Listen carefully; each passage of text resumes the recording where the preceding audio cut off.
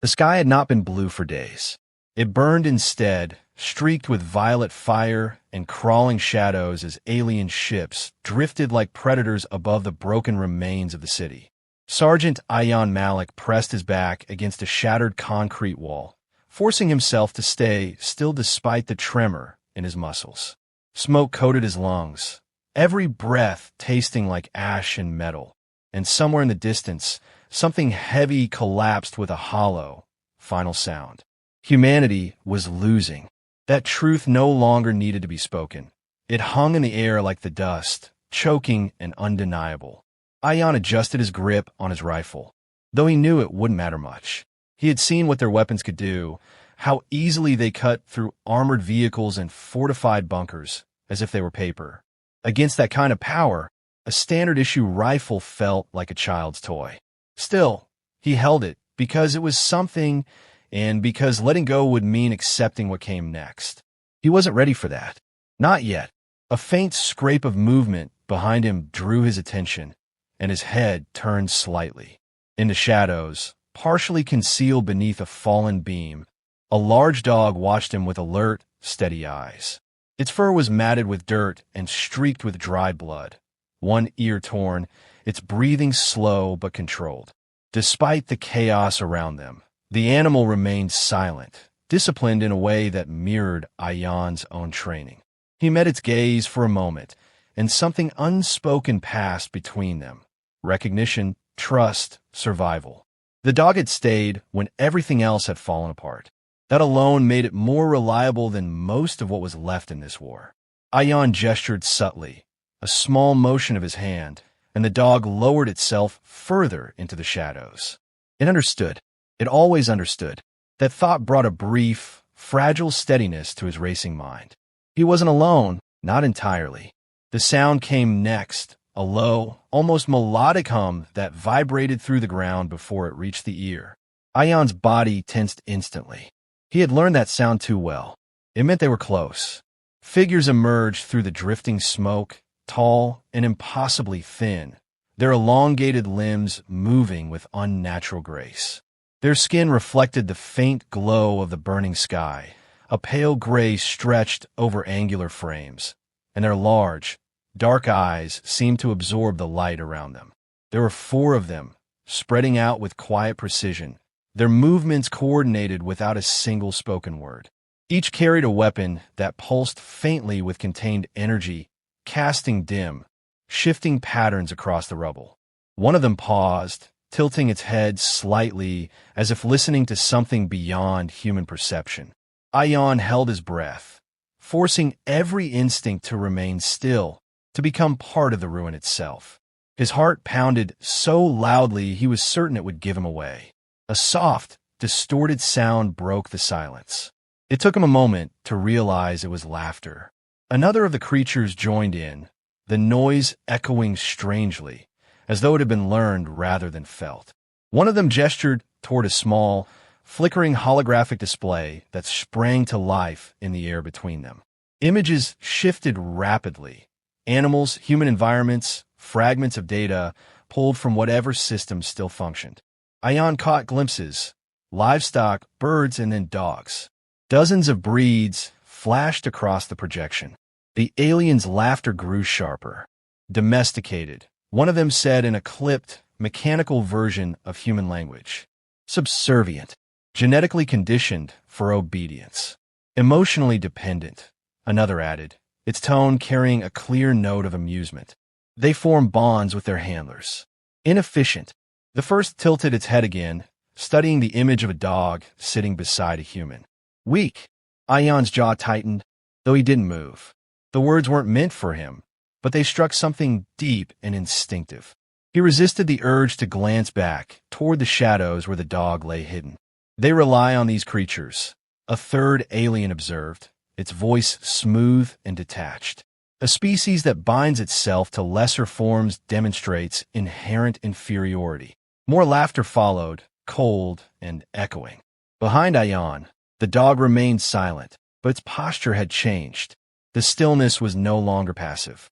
Muscles tensed beneath its battered frame, and its eyes, fixed on the figures in the smoke, held a focus that felt almost deliberate. Ayan saw it then, just for a second, the faintest flicker of something in those eyes, a glint that caught the red glow of distant fires and reflected it back sharper, brighter wrong. It vanished as quickly as it appeared, leaving only the familiar, steady gaze behind. In front of him, one of the aliens took a step closer, its weapon lifting slightly as its head turned toward the wall where Ayan hid. The laughter faded, and the silence that replaced it felt far more dangerous. The alien's weapon rose with deliberate calm, its narrow barrel glowing faintly as it aligned with the fractured wall that concealed Ayan. The others spread out without urgency, as though the outcome had already been decided, and this moment existed only for their amusement. Ayan felt the inevitability pressing in, heavy and suffocating, yet his mind refused to surrender. He shifted his grip on the rifle, knowing it would do little, but needing the motion to anchor himself to something tangible. A fragment of debris shifted under his boot, a soft scrape that shattered the fragile stillness. The nearest alien reacted instantly, its head snapping toward the sound, weapon lifting fully now. There was no more time for hiding. Ayan pushed away from the wall, bringing his rifle up in one fluid motion, his pulse roaring in his ears as he fired. The shots cracked through the air, sharp and defiant, but they achieved exactly what he expected, almost nothing. A faint shimmer rippled across the alien's form as the round struck, dissipating harmlessly against an invisible barrier. The creature didn't flinch. Instead, its thin mouth curved into something resembling a smile. Predictable, it said, the word distorted but unmistakably clear. Ayan stepped back, recalculating in an instant, searching for any advantage that didn't exist. He was outmatched in every measurable way. He knew it. They knew it. Yet even as that realization settled in, something else stirred at the edge of his awareness. A low, familiar sound that cut through the tension like a blade. A growl. It began as a vibration more than a noise, deep and controlled, carrying a warning that needed no translation. The aliens paused, their attention shifting almost lazily toward the source. From the shadows behind Ayan, the dog stepped forward. Its movements were slow, deliberate, each step placed with precision despite the injuries it carried. Dust clung to its fur, and the dim red glow of the burning skyline traced along the lines of its powerful frame. It positioned itself slightly ahead of Ayan, not looking back, its focus locked entirely on the figures before them. For a brief moment, silence returned. Then the laughter came again. "This is their defense," one of the aliens said, its tone laced with open ridicule. "An animal conditioned for loyalty. It protects despite certain death," another observed. "Inefficient instinct." One of them lowered its weapon slightly and stepped forward, curiosity overriding caution. Its elongated fingers flexed as it approached, as though examining a specimen rather than confronting a threat. Ayan's breath caught in his chest, every instinct screaming that something was about to break. The dog did not retreat. Its body lowered, muscles coiling beneath its skin, the growl deepening into something sharper, more focused. Ayan had seen that posture before, in training fields and controlled environments, but this was different. There was no restraint in it, no hesitation. The alien took one more step. The world seemed to snap. The dog moved with a speed that defied expectation, a blur of motion that crossed the distance before the alien could react. There was no warning, no build-up, only impact. The creature's laughter cut off abruptly as powerful jaws clamped onto its throat, the force of the strike driving it backward. Ayan barely had time to process what he was seeing. The dog didn't just attack. It executed, its movements precise, efficient, and devastatingly final. The alien's weapon discharged wildly, a burst of energy carving into the ground as its body collapsed beneath the assault. The remaining aliens froze. For the first time, their composure fractured. That response, one of them began, its voice tightening with something unfamiliar. Unexpected, the dog released its grip and stepped back, its chest rising and falling in steady rhythm. Ayan stared, his mind struggling to reconcile the image before him with everything he thought he knew. The animal he had trusted, fought beside, and protected was still there, but something within it had shifted. A faint glow pulsed beneath its fur, subtle at first, like embers buried under ash. The aliens raised their weapons again, this time without amusement. And Ion realized, with a clarity that cut through the chaos, that the balance of this encounter had just changed.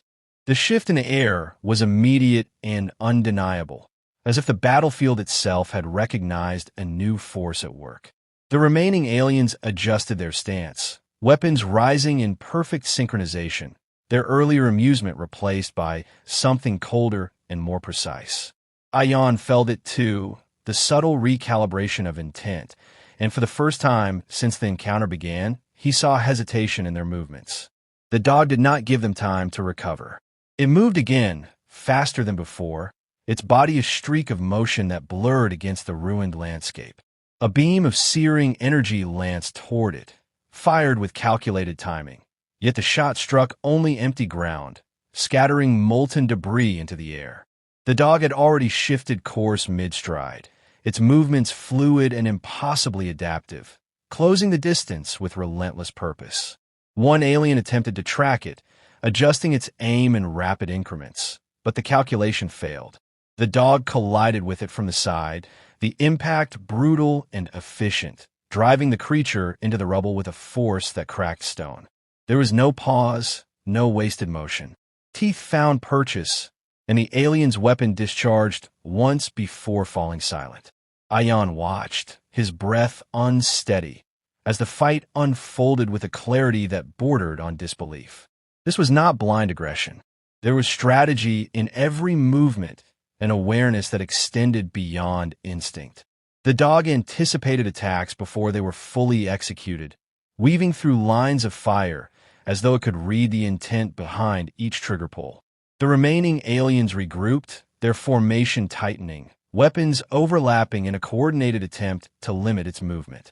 For a moment, the battlefield lit with intersecting streams of energy, a lethal net designed to trap anything caught within it. The dog halted just beyond the convergence, its body low, its gaze fixed as if studying the pattern. Then it adapted. It surged forward again, not into the center of the trap, but along its shifting edge, slipping through the narrow gaps between firing lines with precise, calculated timing. The maneuver was not random. It was learned in real time. Ion felt a chill cut through the heat of the burning city as he realized what that meant. These reactions, one of the aliens said, its voice no longer steady. It is analyzing. Another fired again, the shot closer this time, grazing along the dog's side. The impact should have slowed it, should have disrupted its momentum, but instead it seemed to sharpen its focus. The faint glow beneath its fur intensified, tracing along the lines of its muscles like living circuitry. Ion found his voice, raw but urgent. Go! The word carried instinct more than command, yet the dog responded instantly. It shifted direction at the sound, using the brief distraction to break through the alien's formation. One fell, then another, each strike delivered with the same decisive precision. The coordination that had defined the aliens moments ago unraveled under the pressure, their movements no longer seamless, their timing fractured. Fear crept into their actions. Ion saw it in the way they repositioned. In the fraction of a second they hesitated before firing. They were no longer studying a lesser species. They were reacting to a threat they did not fully understand. The last of them attempted to retreat, stepping back as it signaled toward the distant shapes of their hovering ships. Its weapon discharged in controlled bursts, creating distance, buying time. The dog advanced without slowing, its pace unwavering, its focus absolute. For a single moment, the alien's gaze locked onto Ion, and in that silent exchange, something passed between them. Recognition, not of the man, but of the truth unfolding in front of it. This was not a weakness. It was something far more dangerous.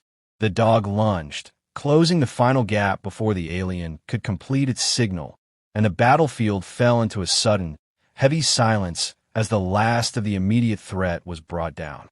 Silence settled over the ruins with a weight that felt almost unreal, broken only by the distant crackle of fire and the faint hum of alien ships still lingering high above. Ion remained where he stood, his rifle lowered but not released, his breath uneven as he tried to steady himself. The bodies of the fallen aliens lay scattered across the shattered ground, their strange forms now motionless, their weapons dimmed and lifeless beside them. The dog stood at the center of it all. For a moment, it did not move.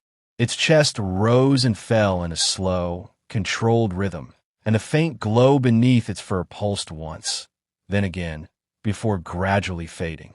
The tension in its posture eased, though it did not vanish entirely.